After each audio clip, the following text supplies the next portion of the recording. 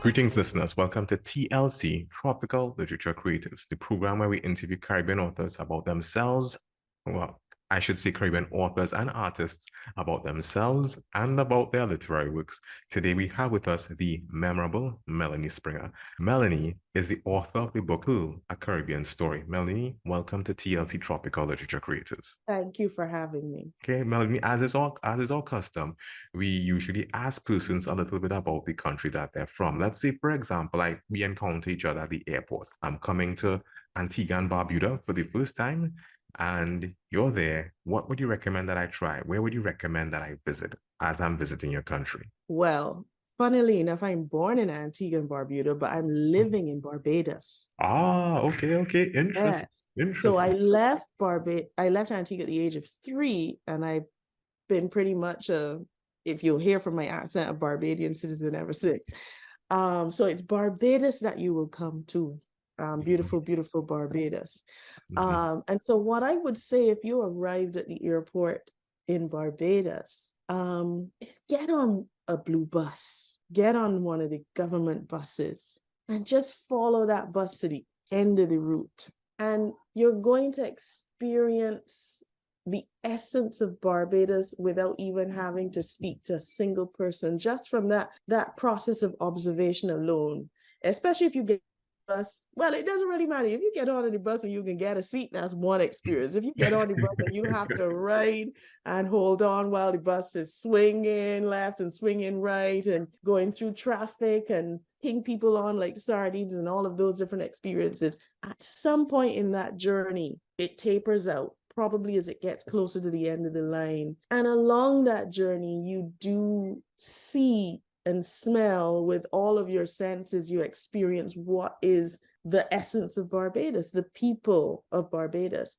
how they interact, what their houses look like, places that are potentially off of the beaten track. And for me, obviously people who come to Barbados are coming to the sea and sand. And that is definitely something that's very important for us. It is what we are, but it is not all that we are. And I think the most beautiful way of experiencing that without spending more than $3.50 one way, $3.50 the other way, so $7 round trip, is to just observe people. Okay. And to breathe in what they breathe in and understand how what they breathe in, it affects them. Okay. That's a wonderful experience. Okay. So come to Barbados, ride the government bus, and observe the people. Okay. Bajan people must be very interesting people to observe then. Caribbean people, very interesting. Yes. But for me, that's a joy. That's a thing that I do when I have the time. Just get on a bus, put down the car, get on a bus, and drive to the end of the route. And I get so much creative inspiration from that experience. I write a couple books while I'm on the bus and somebody else is driving. Yes. Okay. Interesting. In my head, when I say write a couple books, in my head. No, I was one of the questions I had for you is what was one of the sources of inspiration for the book that you would have written, Pearl, A Caribbean Story? Is it that while you were on one of these trips, is it that the idea for the book came to you? No, actually, it's a slightly different experience, but still influenced by love of the culture. So I went to film school, and I went to film school in Cuba. And one of the things that we had to do, like learn how to hold a camera or a microphone or edit and all these other things, was creative writing. And the way that the teacher brought this idea of creative writing to us was a little bit stressful for me, but it triggered a thought of, if I would write, what would I write about? And since I went to school in Cuba, and the school I went to was a world school, but mostly the students were, at that time, scholarship students from Latin America and the Caribbean and Africa. And the majority of the students were from South and Central America. And so their discourse was a Latin discourse that had a lot to do with the traumas of colonialism and neocolonialism and dictatorships that are impacted by colonialism and neocolonialism and all that stuff. Mm-hmm, And mm-hmm. the finding oneself, finding that way to self through narrative, whether that narrative is written narrative or cinematic narrative. And I thought, well, what would my narrative be? And it was really difficult for me because I was one of the few English speakers. You had to be multilingual, but either Spanish, English, or Portuguese were your languages of choice. But there were people there who were speaking German, Japanese, all kinds of different things. And I would go into this school library, and the library was very extensive, and it had a film, because it's a film school, it had a film and books too, of every nationality represented in the school from A to Z. And when I went in and I looked for B for Barbados, I couldn't find anything. Oh. And that really hurt.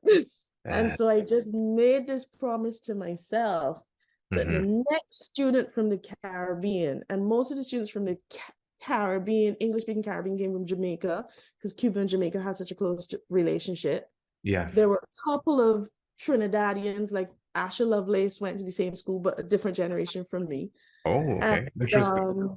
Yes. And then anyone who wasn't from Jamaica and Trinidad per se was kind of coming out of Dominican Republic or Puerto Rico. And I had actually gone to school in Puerto Rico too. So I just felt like, particularly my Blackness, my Black narrative wasn't being represented. So the Caribbean narrative was there, but not necessarily my Black narrative, my Black female narrative. And I thought, okay, the next student that comes into from the Caribbean and goes to this school is going to find something under the letter B. It's going to be Barbados. And at that time, I thought maybe the first thing that they would find was a feature film. And probably because we did produce short films, there's a feature film of mine or a short film of mine under the letter B. But what I ended up first delivering as a gift to the school was the book, Pearl, a Caribbean Story. And that gift was important for me. So it was just, actually, now that I think about it, the story came to me while on a cameo. And a cameo is the Cuban bus. There it is. As long as a camel. And we were going from San Antonio de los Baños, where my school is, to Havana City, which is at the very least a 40-minute drive, but usually an hour plus drive, depending. So I had a lot of time to think. And just on that bus, this whole idea came to me of this young boy. And then the three key characters, the friendship, Omar, Jeffrey, Chicken, they came just like a download. And then I kind of built the story around them. And that's it. I mean, that's the beginning. And true to form, it happened on a bus. It happened on a bus, and I didn't even remember that at the time. Yes, it happened on a bus. Okay, all right, viewers, we're just going to take a short break before we're going to continue with the interview that we have with Melanie Springer. Okay, viewers and listenership, welcome back. We're just returning from our break, and previously the memorable Melanie Springer was giving us some details as to the origins of the book. So Melanie, just picking up from where we left off, we just have a few more questions that we would like to ask you. In terms of the book, what genre would you say it falls into? It's a dark comedy, because the subject is death, but we're trying to look at it from a humorous perspective. As much as you can laugh about death, the book presents you with an opportunity to laugh. One of my writer friends has referred to it also as a whodunit. A whodunit. I didn't even know that was a genre, but it's kind of like slightly mystery, like who committed this crime. Yeah, who did this thing. So it's a dark comedy and a whodunit. Yeah.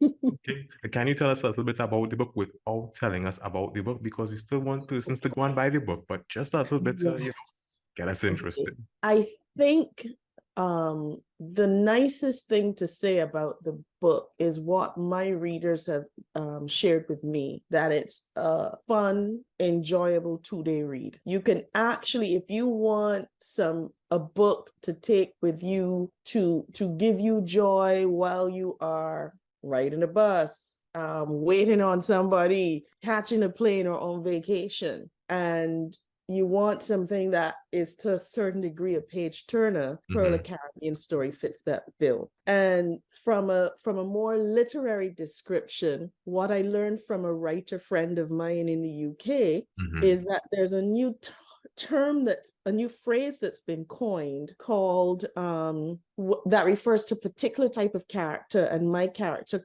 Pearl happens to be that. She is the enigmatic outsider, and what it is the enigmatic outsider is that character through whom you learn about, not directly, but through all of the other characters' experiences. So the common denominator in the experiences of all the characters is this individual who has impacted someone else's lives. And for me, that was just very important in terms of the Caribbean narrative, because I suppose now we could refer to it as a feminist story, even though I'm not so sure that I subscribe to Western ideas of feminism. You know, I'm not trying to claim anything here about what feminism is, but in terms of a woman who has her sovereignty, who knows her mind, knows her boundaries, and has dreams. And somehow this desire to defend her right to space and place impacts the rest of the community in a kind of ripple effect. And some people like it and some people don't. Some people respond positively and some people don't. And so her role as the enigmatic outsider is how what happens to her is an inconvenience for everybody else. Yeah.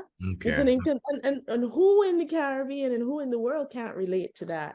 So it's also very much a universal story, and it's something where life happens and messed up stuff in life happens, and it impacts our home, it impacts our community, and it impacts anybody who crosses our paths. And the scenarios in which this takes place for those who like fun is crop over weekend in Barbados. Crop over weekend in Barbados, Trinis would relate to Carnival. Well, y'all don't have a weekend, y'all have a whole week plus of celebrations. And you don't really want somebody's death. And I can say that because it's a dark comedy. Dark comedies usually have the main subject character being dead. Or surrounding death. And so my character Pearl is dead from page 1, paragraph 1. So it's not a spoiler. She is dead. Dead as a doornail. And it's a little inconvenient crop over weekend when everybody wants to party and have fun. And so you kind of got to figure out how she died, why she died, who is responsible, is there somebody responsible, and who is going to come and deal with this dead body crop over weekend. Okay. I mean, is this your first book, or there are other literary books that you would have worked on as well? Well, it's my first official book that I get to publication, but I have to confess that I tried to write my first book at age 11. Okay. And I got as far as chapter 7 before I shared it with one of my best friends. And that was the first time I realized that character description was important. And I thought, oh, okay, wheel and come again. I don't quite know how to write a story yet. Maybe I have to pay more attention in English language class or English lit class. And a lot of journal writing in between probably gave me the confidence to then say, okay, I'm ready to tell another story. Yeah, a lot of journal writing. And I think my first journal writing experience happened during Hurricane Hugo. I was living in Puerto Rico at the time and had nothing to do for days but be stuck in a house or an apartment on the 10th floor, no elevator working, and no electricity across the whole island anyway. But so my father gave me a couple of journals that he had for work, and I Yeah. just started writing in them, and I think I was able to, my first character is myself. I think that's the way to say it. Okay, okay. I mean, it seems that you have a really creative mindset, and the way that you apply yourself, it seems to be along those lines. Are you a full-time author, or is there something else that you occupy your time with? I am hopefully transitioning into being a full-time author. Right now, I make a living as a multimedia specialist. One of my skills is copywriting. So I write advertising campaigns, television commercials, music videos, documentaries, museum exhibit features, those kinds of things for whoever needs something, a story told using multiple mediums. So it really doesn't matter where it is, but that's generally how I make my living. And I'm a multimedia consultant. So I have my own company, not really focusing on external projects right now, focusing on personal projects. And my most recent personal project is a children's book that I'm hoping to publish this year. Yeah. Well, I'm actually in the midst of the publishing process. We got the first, what should you call it? The first sample print. And I see all the things that need fixing, because it's actually a book that I've illustrated as well. And I Ah, see so many things that need fixing. And so when I fix those, then I take them back to the printer, and hopefully then I will have something that I could say this is book 2. okay, okay. I mean, two questions coming out of that. First, I mean, Mhm. can you just give us some details about the book again? No spoilers, but just general details. Okay, so this one is near and dear to my heart. It's called Bimsy Whimsy. Mm-hmm. And I really hope that you'll be able to say it'll be at a bookstore near you and an online platform that's just a button away or a click away within the next month or two. Bimsy Whimsy gets its name from Barbados, nicknamed Bimshire, colonial name, and then Bim. So we call Barbados Bim. Ah, And so it is a whimsical tale about the creatures of Bim who have lost their tails. So there is a rooster, who we call falcock in Barbados. There is a mongoose. There is a flying fish, which is, I guess, our national fish, usually on a plate of cuckoo and flying fish. And there is a green monkey, and there is a mystery surrounding where all these tales have gone, and the fact that Glister Bloom is wasting away, because when each of the creatures lose their tails, the magic within them just starts to blow all around.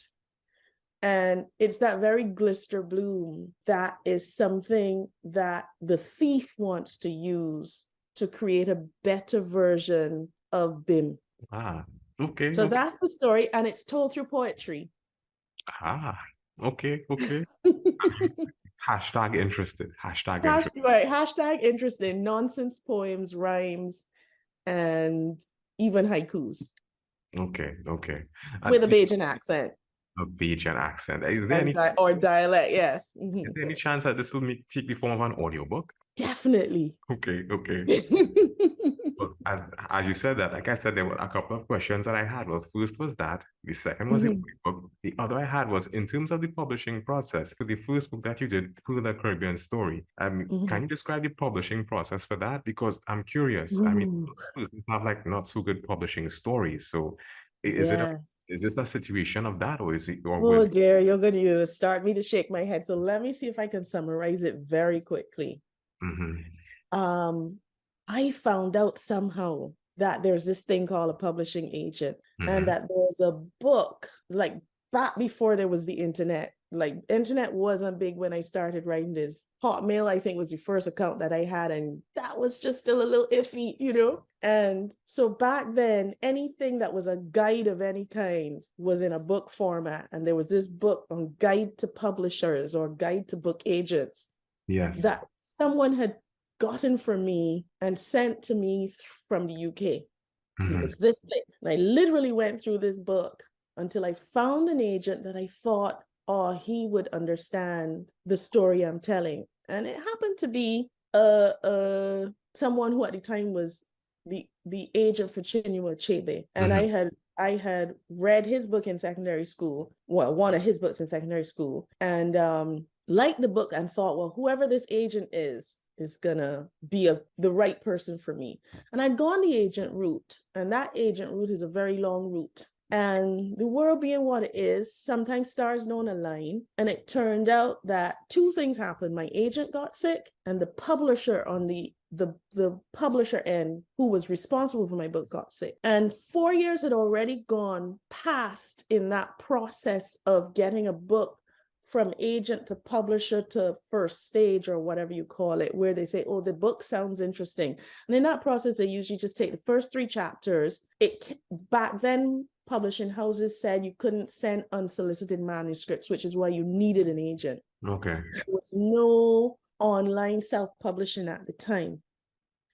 And usually what traditional publishing houses said is they chose an author based on age and appearance and all kinds of special qualities that a person just by nature of birth cannot guarantee they fit into.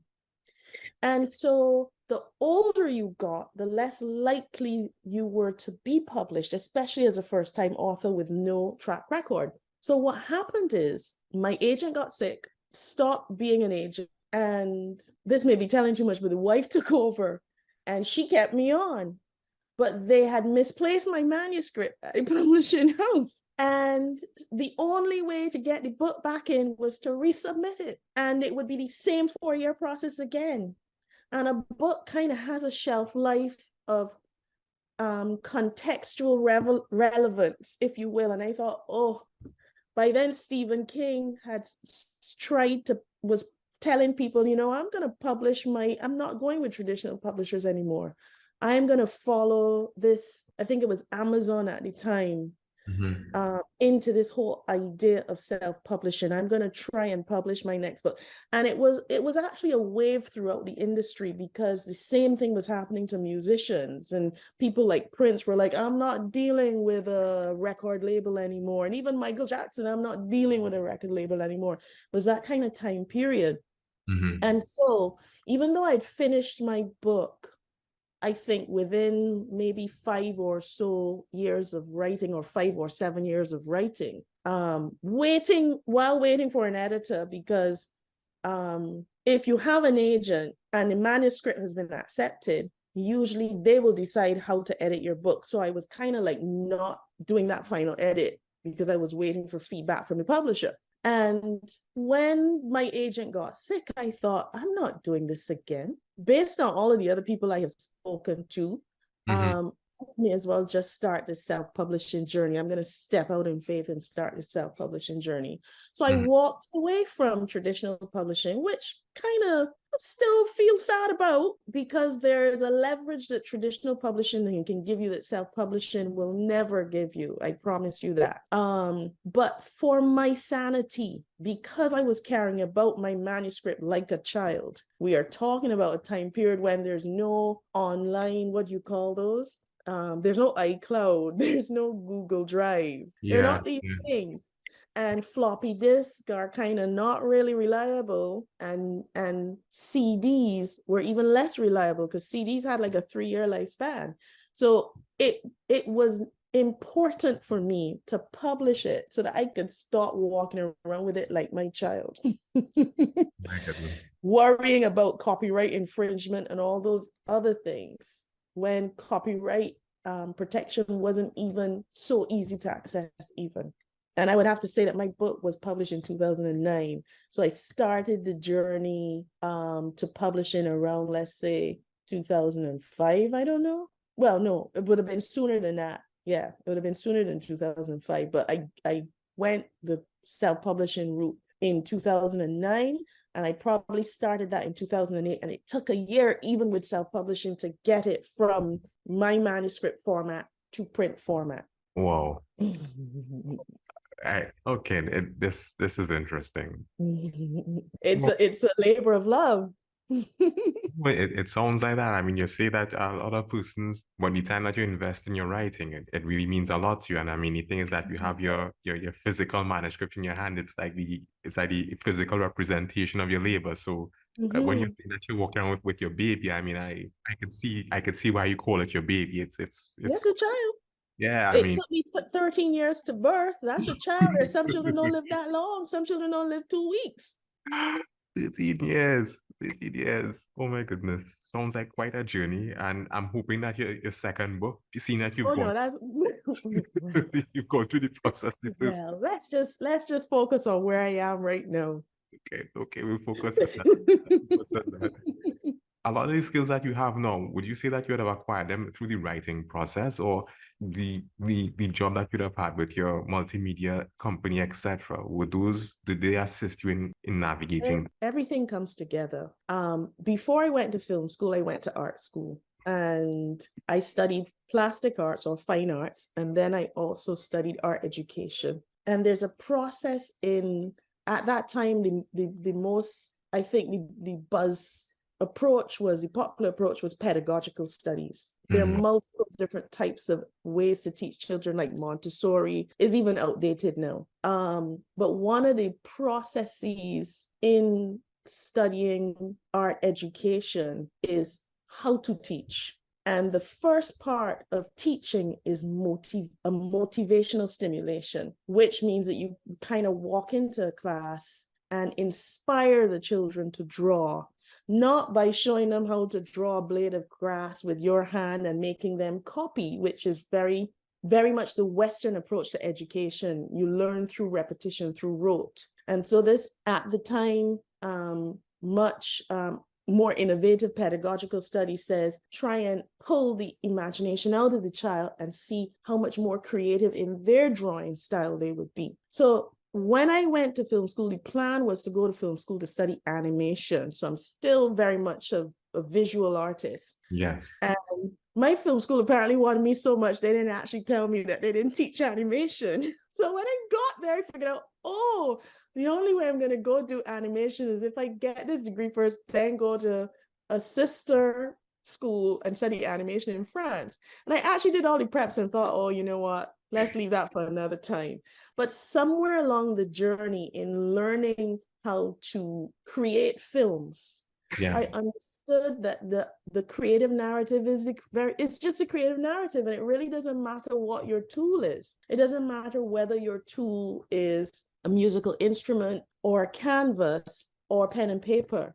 It's Mhm. all the same creative inspiration that uses the same environmental stimuli to inspire. And so kind of having had a favorite artist as Salvador Dali and then going to film school and realizing that he produced one of the best first films called Un Chien Andalou Mhm. traumatized me as much as it impressed me. I was like, oh, I can be an artist who uses all medium depending on what it is I want to say. And that's how I became a multimedia specialist.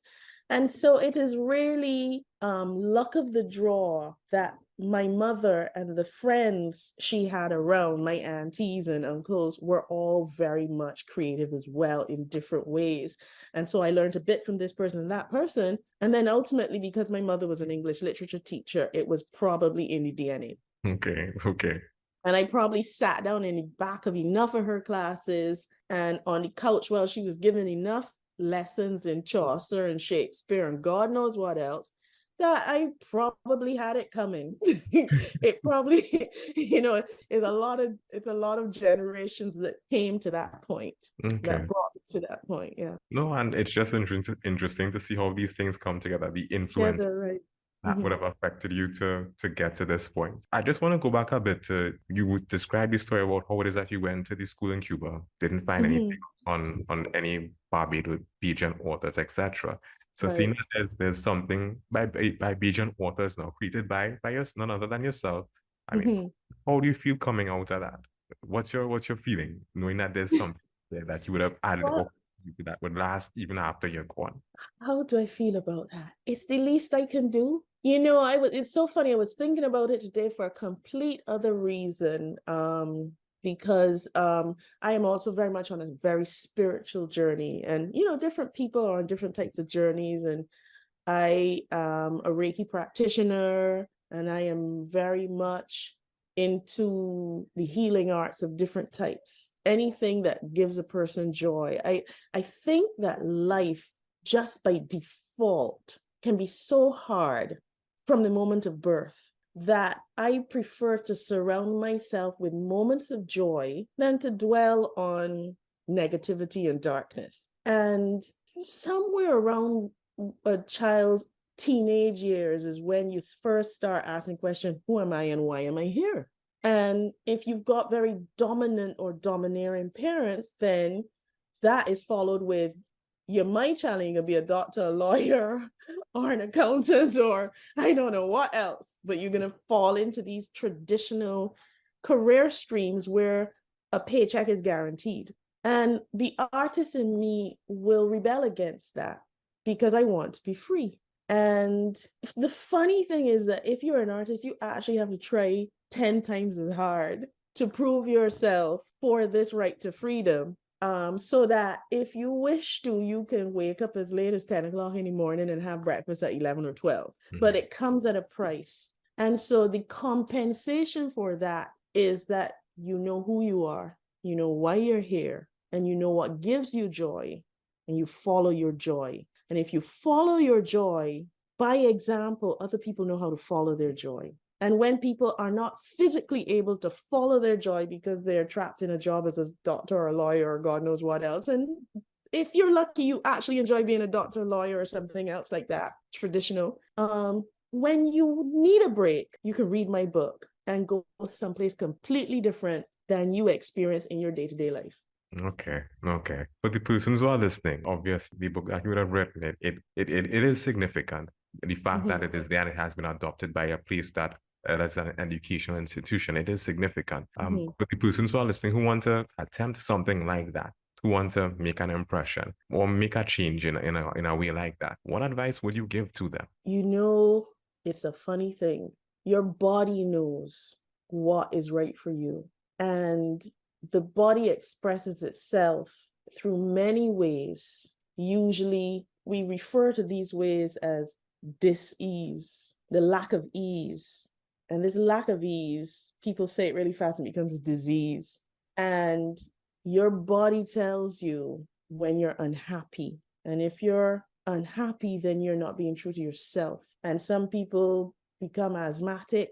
Some people have ulcers. Some people have cancer. Some people have diabetes, but it all comes from a place of dis-ease, of discomfort. And so if you allow yourself to try something new that you've never tried before, whether it costs money or it doesn't cost money, whether it involves traveling or just going out into a garden and putting that fork to the ground and digging a thing, or picking up an instrument that you have never practiced before and deciding, you know what, I'm going to be a pianist.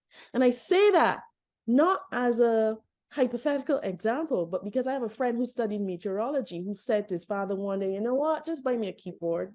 I can figure out the rest. And he's now one of the best musicians in Barbados. I will not say his name. I can say his name, Andre Daniel, excellent musician. Yeah. And I know so many people like that who, when they actually quiet the external noise around them of the TV, turn off the TV. If you're around a noisy family, just go to the beach or go someplace quiet, shut your bedroom door, whatever it is, and hear what your body is telling you. And you probably already know and have always known what is the thing that you want to do. You want to write and you don't know how to generate income while writing. Well, sometimes you have to face reality and hold a part-time job while you write. My dream job is a receptionist job. I want a receptionist job where the phone only rings once every 20 minutes. And I plan to write in the 20 minutes that the phone is not ringing. And then you will get the best version of me when I say, hello, may I help you? Yeah, I get that now. I get that now. I get that. All right. I mean, you've given us a lot of information, and it's been really, on one hand, entertaining and also informative. But we're just curious, seeing that you've been able to accomplish a lot, what's next for Melanie Springer? more writing. I actually, the children's book hopefully will come out, like I said, within the next month or so. But I have another book that is as close to publishing that I put on pause to just get the children's book out. And I cannot wait for people to read that. My friends who have reviewed it to date have said it's dense, it's a lot of information packed, but it's packed around a packaging of fantasy. Yeah. And I think what I love about life is the adventure that you can go on every single day. You just do not know what the universe is going to throw your way. And as human beings, we actually are very dexterous at surviving some crazy stuff, supernatural stuff that happens to us. And Pearl, a Caribbean Story, starts to play with this idea of the unseen world. And I really just let it go in this next novel. It's a novella. I'm not going to tell you the name, but if you look out for Melanie Springer, I'm just about to launch a website called melaniespringerbooks.com. You can find Pearl, a Caribbean Story on melaniespringer.com. But all of my books that you hopefully will access before the year is out, this is 2023, will be at melaniespringerbooks.com. And you can see what it's like to be in a more, what should I say, indigenous, fantastical mindset. Okay. Of the adventure that is life. Okay. Okay. I guess perception is everything. And if life is an adventure, I mean, we could get up looking forward to seeing what it is that is in store for us. Yes. But that brings us to the end of our interview at this time, Melanie. Again, it was very informative, very exciting, and we really enjoyed having you on our program at this time. Thank you very much for having me too. I appreciate it. All right. Well, one more question. I forgot to ask this. For persons who wanted to get copies of your books, where can we get copies of your books? The easiest place right now is Amazon.com. They may be in certain bookstores in Barbados. But if we're speaking to a regional readership, then Amazon.com. Okay. Or melaniespringer.com. Okay. All right, listeners, you heard it here first. Those are the places you can get the books. So get the books on Amazon. Leave a review because it helps the author. And yes, again, please. Yeah. You've been listening to TLC, Tropical Literature Creators. If you've heard something of interest or something you like, reach out to us. Reach out to our authors. Follow us on social media. We look forward to hearing from you.